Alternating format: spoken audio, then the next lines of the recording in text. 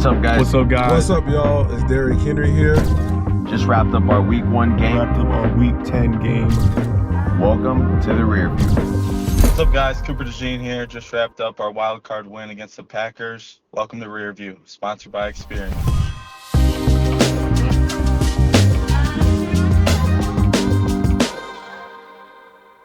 I think the feelings and going into my first playoff game and playing in the Linc, the Linc was on another level.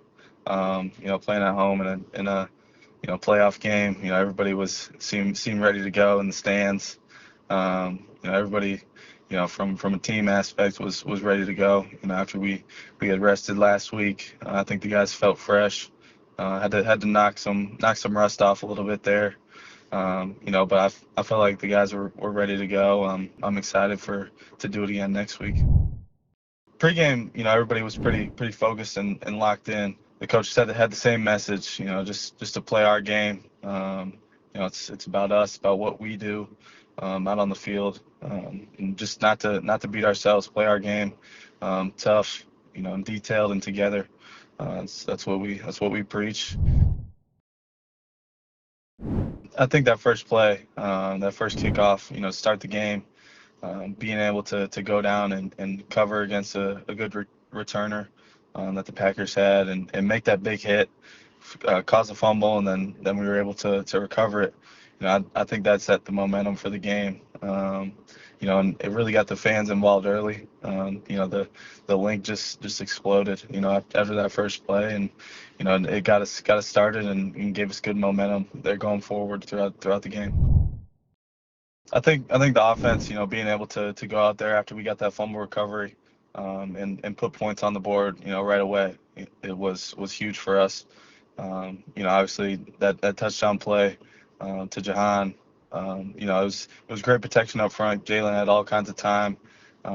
Johan was able to shake his guy and get open there in the back of the end zone, which was cool to see. His first touchdown after the game he had last week against the Giants. For him to come out and get that first touchdown of the playoffs to get us rolling, it was huge.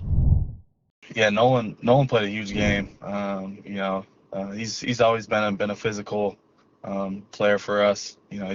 He came up with a sack early there on 3rd and short, which was huge for us to get off the field, get the ball back to our offense. I don't think it's any surprise to anybody. The way that he played. Getting those 2 interceptions was huge for us. Slay on the first one. Just doing what he does. He's a vet. He's been doing it for a long time. Taking away the deep ball and the way he was able to just look last second and come away with that ball. It was a huge play for us. And then Zach was in the right spot, in our coverage and was able to pick off the pass over the middle. And I thought he had more in him there on the return. But I think he was pretty tired. But it was a huge play for us going into half. Losing to Nakobe was difficult. Obviously he's a vocal leader for us. Great player, guy who works really hard. Each and every week to make sure he's ready to go on Sundays. So he's a guy who's going to be missed for sure. And then Oren Burks, being a veteran in this league and being able to step in, for him. I think the guys have a lot of confidence in him to go out and play at a high level for us. Dallas's touchdown was huge. I think it was a play that was checked at the line. I think they were bringing pressure, and Jalen just threw it out quick to Dallas.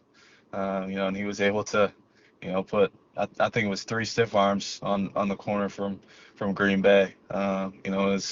It was a huge, tone setter there, just showing how physical, of a player he is, and what we preach as a team is playing physical, and he showed that on that touchdown catch and run. The thing with the tush push, I think, what goes unnoticed or something that people might not think about is how much work those guys put in to make that play, a positive play, almost every time. Luckily, I haven't had to defend it in practice, yet, but those guys work on it a ton down there. Everybody's been talking about AJ, reading his book on the sideline, during the game. But I think, I think it's cool to see that, just the way that he's able to stay locked in and stay focused and, stay in the flow of the game. He's done it almost every week. I think he always has that book. It's the first time it's been caught on TV. For Q late in that game to get his first pick. I was just joking around with him today, about how he still almost dropped it, and it was right in his bread basket. But I was happy for him. I was excited that he was able to get his first pick and really close out that game for us. It was a huge play. We talk about situational football all the time, almost every single day in our team meetings. And there at the end of the game we call it a no mas scenario, where once we get the first down, we're going to go down and just kneel the ball out.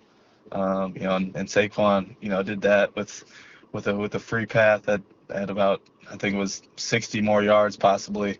I think it just shows his awareness, the situational awareness, for him to understand the situation that we're in and to go down and ice the game. The Experian app's ability to help you get control of your credit and finances is a real game changer. Speaking of game changers, I think Saquon Barkley, played a huge part in this past week's game.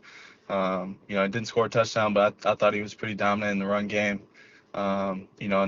And the defense as well. Able to come up with 4 turnovers there for us.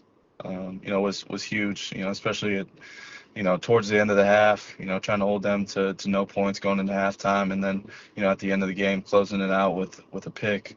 Was huge for us. My Experian Game Changer Award goes out to Saquon Barkley and the defensive unit. Experian may be changing the game with your finances, but Saquon Barkley and our defensive unit is changing the game on the field. Some other top performances from the game. I think Nolan Smith. He played a huge game. I think he had 8 tackles, couple sacks. Just played a really good game for us and helped us out on defense. Then Jalen, what he was able to do to control the offense in Dallas. Having that huge touchdown for us with the multiple stiff arms. And then Jake Elliott, making 3 field goals for us. He missed an extra point, but he was able to come back and hit a couple huge field goals for us there down late in the game, which was huge for us to help close out that game. I think going into this week, we understand it's going to be another challenge. The Rams are, they're pretty hot right now. They're playing well. And this time playing them at home in the Linc. We're gonna have to play good ball to be able to beat them. They got a really good offense, really good run game. They're clicking on all cylinders right now. So for us, we just gotta get back to our preparation, this week and be ready for a battle on Sunday. I think to try and stop the Rams offense, obviously they got a great quarterback, Matt Stafford, who's been doing it for a long time.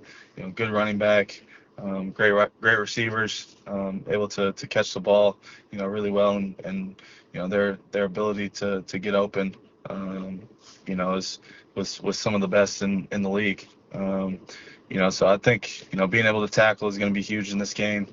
Getting pressure on the quarterback, being tight in coverage and being able to make plays on the ball. When balls are thrown down the field and trying to eliminate the explosive plays. That's something we talk about each week. So we're gonna have to come ready to go on defense this Sunday. To face a veteran group. I think we're excited for the challenge. Another playoff game in the Linc. The atmosphere last week was crazy. My first home playoff game. I imagine it's gonna be as rowdy as last week, if not even more. I know our fans will show up, and I think they know that we need them, to make an impact on the game. Just be there and be loud like they have been all season. And just continue to support us and make the Linc as loud as possible. That's a wrap on Rearview. Make sure to drop your comments below and stay tuned throughout the NFL playoffs for more insight from your favorite players.